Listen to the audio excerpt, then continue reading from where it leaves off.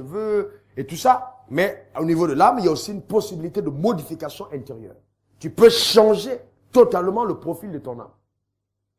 Par les informations que tu obtiens, tu peux tout changer à l'intérieur. Est-ce que vous êtes avec moi?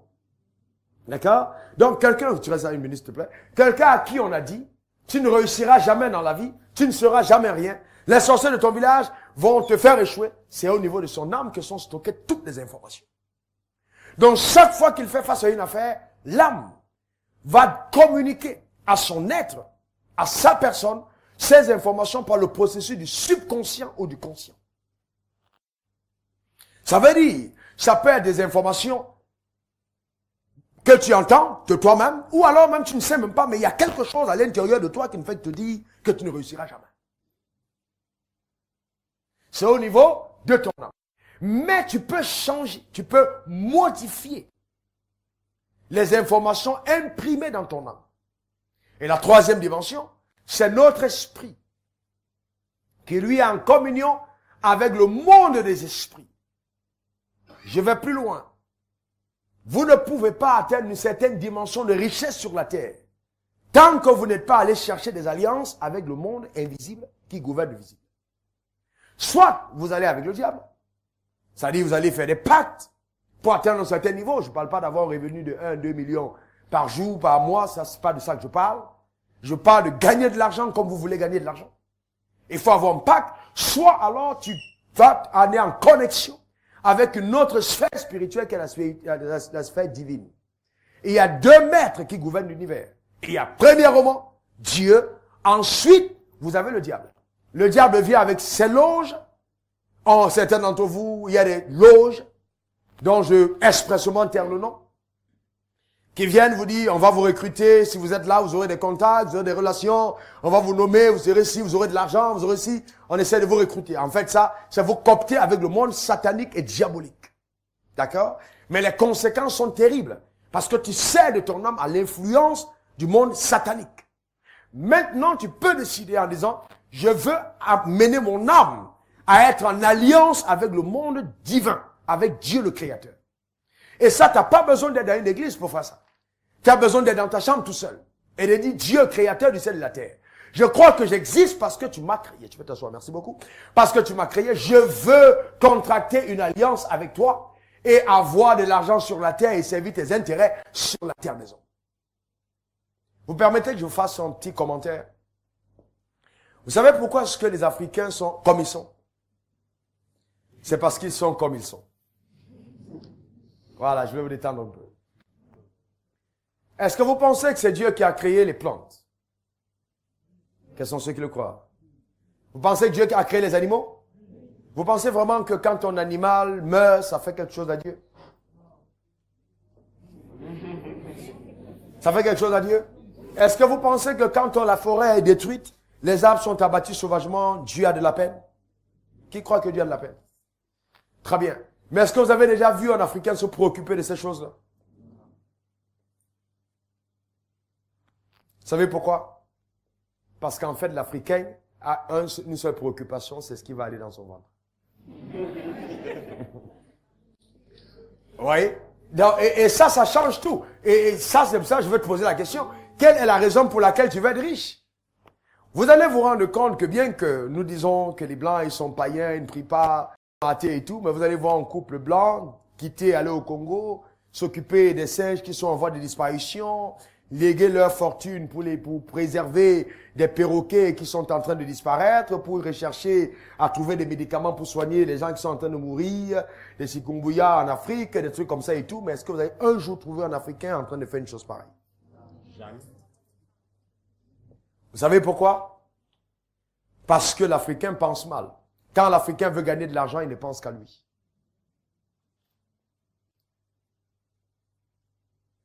Vous avez déjà vu les ministres africains écrire 1, 2, 3 livres quand ils sont au pouvoir? Vous savez pourquoi? Bon, ok. Mais on continue. Alors, vous comprenez donc que la richesse va au-delà simplement du fait de retrouver de l'argent, de gagner de l'argent. Donc, quand je pense de par le foi, la foi va répondre aux aspirations profondes de mon âme. C'est-à-dire quoi? Quelle est la raison pour laquelle je veux gagner de l'argent? Quelle est la raison pour laquelle il faut que je devienne riche? Quelle est la raison pour laquelle je crois qu'il faut que l'argent soit là? Maintenant, quand j'ai la foi me permet de me voir avec l'argent, même quand je n'en ai pas encore. Vous ne pouvez pas, je dis bien, pouvez pas obtenir l'argent physiquement tant que vous ne l'avez pas encore obtenu mentalement. Ça commence par un processus mental. Tu dors, tu te vois riche. Tu te lèves, tu te vois riche. Tu t'habilles, tu te vois riche. Tu prends le wara, tu te vois riche. Ça commence comme une folie intérieure, une révolte intérieure. C'est ça la foi. Tu as confiance. Pendant que vous asseyez au Garbadrome et tu manges avec tes amis, tu essaies de parler en disant d'ici 2 ans, je vous inviterai à de grands restaurants, je paierai la facture à 250 000 parce que moi je deviendrai riche. C'est ça justement la foi. Est-ce que vous me comprenez? Donc si vous dites que vous croyez en votre avenir, vous croyez en votre futur, la foi là doit être vue dans votre homme intérieur. Je me rappelle quand j'étais en 1996, je touchais à cette époque 25 000 francs CFA, je divisais mon salaire par 2. Et je donnais la moitié à mes propres collaborateurs. Et ils m'appelaient tous l'homme riche. À 25 000 francs CFA de salaire. Vous comprenez, la foi appelle les choses qui ne sont pas comme si elles étaient. Quels sont ceux parmi vous qui peuvent sortir ici aujourd'hui et dire je suis riche? Même si tu dors dans un entrée couché, même si tu n'as pas de maison, est-ce que tu peux commencer à croire dans ton homme intérieur que la richesse a commencé? Est-ce que vous me comprenez? Je vais vous dire une chose. Si vous n'avez pas cette audace, allez à ce niveau-là, vous n'êtes pas prêt pour la suite. Je vous garantis. Vous allez faire des séminaires et des séminaires et des séminaires, mais rien ne va se passer. Il faut un déclic dans ton homme intérieur.